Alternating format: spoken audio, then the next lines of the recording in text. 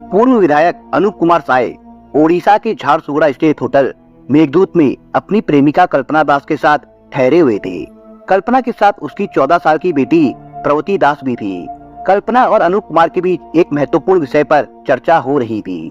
कमरे में बैठे अनूप कुमार साय ने पास बैठी कल्पना दास की ओर देखते हुए कहा, कल्पना, हम छत्तीसगढ़ के शहर रायगढ़ चलते हैं। वहीं पर हमीरपुर में एक साईं मंदिर है। उसी मंदिर में हम शादी कर लेंगे। वहाँ मेरे कुछ रिश्तेदार भी रहते हैं। कुछ दिन वहीं रह लेंगे। ये बताओ कि अब तुम खुश हो कि नहीं। कल्पना दास ने अनूप कुमार पर निगाह डाली और बोली, देखो, अब मुझे तुम पर विश्वास नहीं है। कितने साल बीत गए, तुम तो बस हम माँ बेटी का खून पीते रहे हो। पता नहीं वो दिन कब आएगा जब मुझे शांति मिलेगी। कल्पना के रूखे स्वर से अनूप कुमार के तन बदन में आग लग गई। वो अपने ड्राइवर बर्मन टोपे की ओर देखकर बोला, बर्मन, चलना है रायगढ़। मालिक का आदेश सुनकर बर्मन मुस्तैद खड़ा हो गया। वो अनूप कुमार साय का सालों से ड्राइवर था, यानी एक तरह से उसका विश्वास पात्र मुलाजिम था। उसने विनम्रता से कहा, साहब, मैं नीचे इंतजार कर रहा हूँ। इतना कहकर वो वहाँ से चला गया। माहौल थोड़ा सामान्य हुआ तो अनूप कुमार साय ने बड़े प्यार से कल्पना को समझाया, देखो कल्पना, मैं वादा करता हूँ कि बस ये आखिरी मौका है। इसके बाद मैं तुम्हें कभी भी नाराज होने का मौका नहीं दूंगा।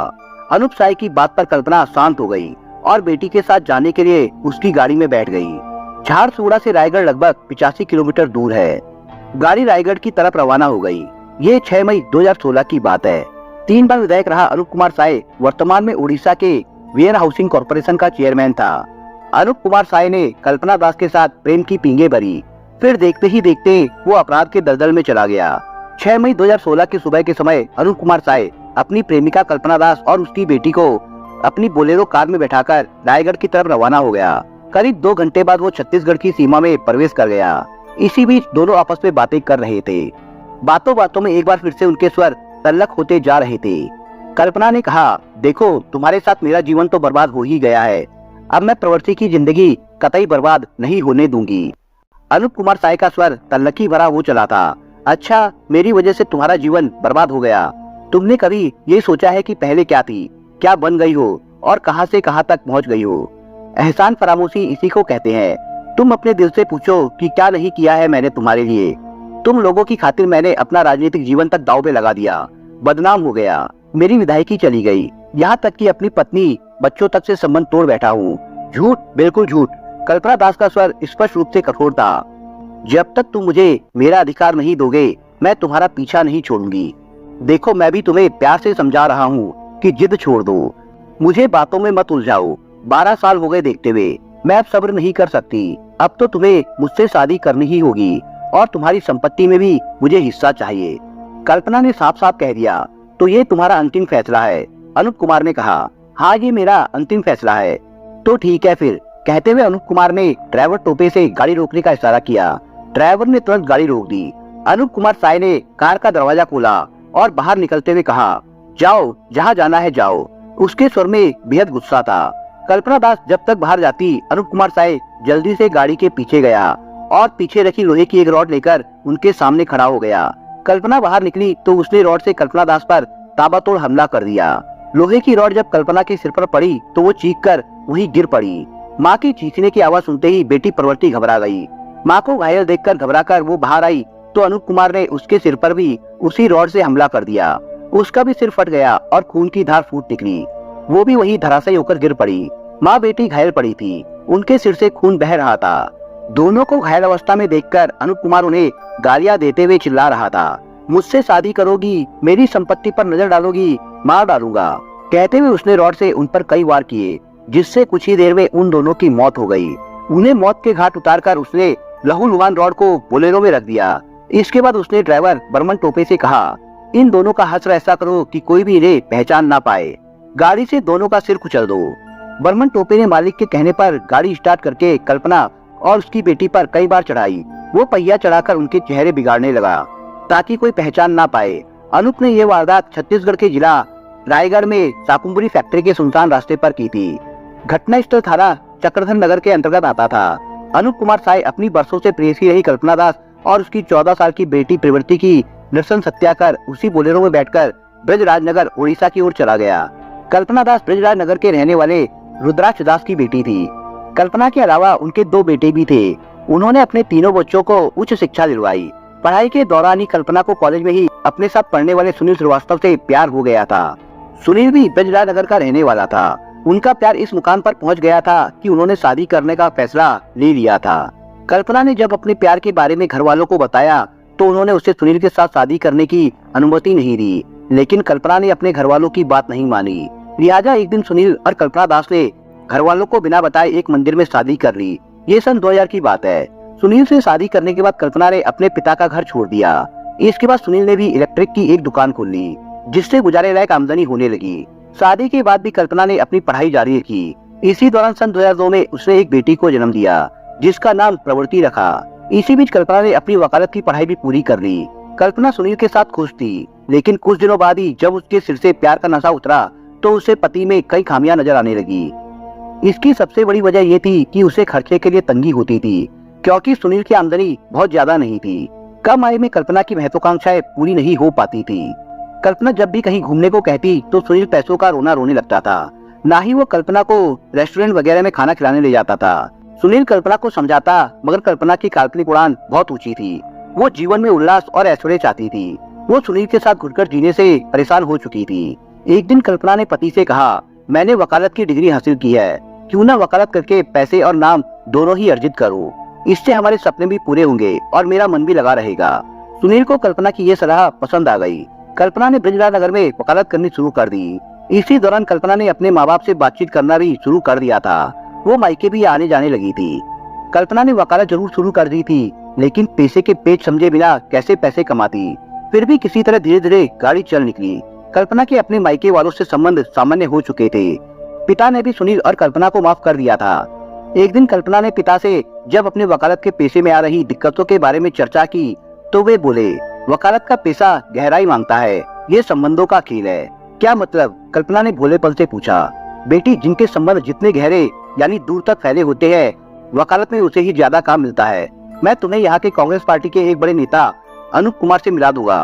वो मेरे अच्छे परिचित है, वो तुम्हारी मदद जरूर करेंगे। देखना उनके सहयोग से तुम्हारी वकालत को कैसी रवानगी मिलती है। पापा, वो तो क्षेत्र के विधायक है ना? कल्पना ने आश्चर्य से पिता की ओर देखते हुए कहा। हाँ, हमारे एमएलए हैं, अनूप कुमार साय। रुद्राक्ष दास ने बेटी की बात की पुष्टि करते हुए कहा।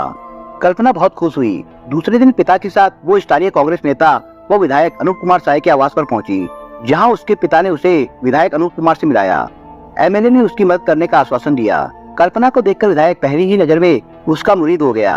अब कल्पना रोजाना ही नेताजी के घर ऑफिस आ जाती और उसका काम संभालती। दोनों जल्द ही करीब आ गए तो सुनील का बसा बसाया घर टूट गया। इसकी वजह ये थी कि 2006 आते आते कल्पना अनूप कुमार साय की हमसाया बन चुकी थी। फिर एक दिन उसने पति सुनील से संबंध विच्छेद कर लिया। सन 2009 में अनूप कुमार तीसरी बार विधायक बना तो उसने कल्पना के लिए एक भूखंड खरीदा और वहाँ 2 मंजिला मकान बनवा कर दे दिया। मकान के ऊपर वाले भाग में कल्पना दास अपनी इकलौती बेटी के साथ ठाठ से रहने लगी। विधायक ने मकान के नीचे का हिस्सा एक ठेकेदार शरद साहू को दे दिया, जो मकान की देखरेख करता था। विधायक अनूप कुमार ने कल्पना को एक तरह से दूसरी पत्नी के रूप में रखा हुआ था। उसकी सारी जरूरतें वही पूरी करता था। दोनों बच्ची प्रवृत्ति को साथ लेकर भी कभी गोवा, कभी हैदराबाद और देश के सभी प्रमुख पर्यटक स्थलों पर घूमने जाते। मगर धीरे धीरे कल्पना को ये लगने लगा था कि वो दूसरी औरत है, उसकी अपनी कोई हैसियत नहीं है। इसलिए वो अनूप से शादी की जिद करने लगी, जिसकी परिणति 6 मई 2016 को उसकी और उसकी बेटी की हत्या के साथ पूरी हुई। 7 मई 2016 को साकुम्बरी फैक्ट्री के निकट लोगों ने एक महिला और एक लड़की का शव देखा। ये खबर जंगल में आग की तरह फैली तो वहाँ लोगों का हुजूम जुट गया। किसी ने इसकी सूचना चक्रधर नगर थाने को दी तो तत्कालीन टीआई अमित पाटले तुरंत घटना स्थल की तरफ रवाना हो गए। घटना स्थल पर वो 10 मिनट में ही पहुंच गए। वहां पहुंचकर उन्होंने घटना स्थल का निरीक्षण किया। वहां पर एक महिला और एक लड़की का खून से लथपथ शव पड़ा था। दोनों शव किसी गाड़ी के टायरों से कुचले हुए दिख रहे थे। टायरों के निशान भी साफ दिख रहे थे। इससे पुलिस ने अनुमान लगाया कि किसी ने योजनाबद्ध तरीके से वारदात को अंजाम दिया है। घटना के बारे में उच्च अधिकारियों को जानकारी देने के बाद टीआई ने दोनों शवों को पोस्टमार्टम के लिए भिजवा दिया। मीडिया में जब यह घटना प्रमुखता से आई तो पुलिस अधिकारी भी हरकत में आ गए। अगले दिन तत्कालीन आईजी पवन देव, एसपी संजीव शुक्ला सहित कई अधिकारियों ने घटना स्थल का निरीक्षण किया। उन्होंने अंदेशा जताया कि ये कॉलगर्ल से जुड़ा मामला हो सकता है। इस केस की जांच के लिए उन्होंने एक जांच टीम बनाई। जांच टीम ने जिले के सभी थानों को घटना की जानकारी देते हुए गुमशुदा हुए लोगों के संदर्भ में जानकारी मांगी। जब पुलिस को कोई सुराग नहीं मिला तो रायगढ़ पुलिस आईजी के निर्देश पर बिहार, झारखंड, उत्तर प्रदेश, महाराष्ट्र, उड़ीसा और पश्चिम बंगाल तक जांच के लिए पहुंच गई। इन राज्यों के पुलिस कप्तानों के पास दोनों शवों से संबंधित पैम्फलेट भी छपवाकर भेज दिए गए ताकि दोनों शवों की शिनाख्त हो सके। उड़ीसा के बरगढ़ थाने में कांस्टेबल के पद पर तैनात सरोज दास ने जब पैम्फलेट पढ़ा तो वो परेशानी में पड़ गया, क्योंकि उन शवों का हुलिया उसकी बहन कल्पना दास और भांजी प्रवृत्ति दास से मिलता जुलता था। दोनों ही कुछ दिनों से लापता भी थी। सरोज दास ने उसी समय पैम्फलेट में क्राइम ब्रांच प्रभारी राकेश मिश्रा के दिए गए फोन नंबर पर संपर्क किया। उसने बताया कि उसकी बहन कल्पना दास एक वकील थी। उसका विवाह सुनील श्रीवास्तव नाम के शख्स से हुआ था। फिलहाल वो सुनील से अलग रह रही थी। उसने उन्हें सुनील का फोन नंबर भी दे दिया।